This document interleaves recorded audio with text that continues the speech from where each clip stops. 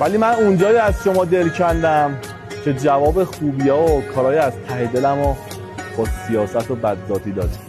برای آدما همونقدر باشید که براتون هستن. مثلا اگه نبودن شما هم نباشید. خیلی راحت.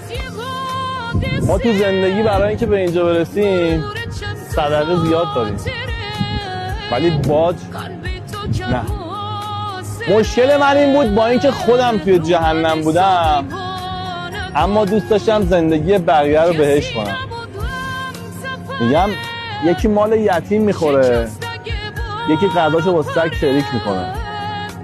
سخاوت وجود میخواد، نه ثروت، نه مال دنیا، نه پول. وجود.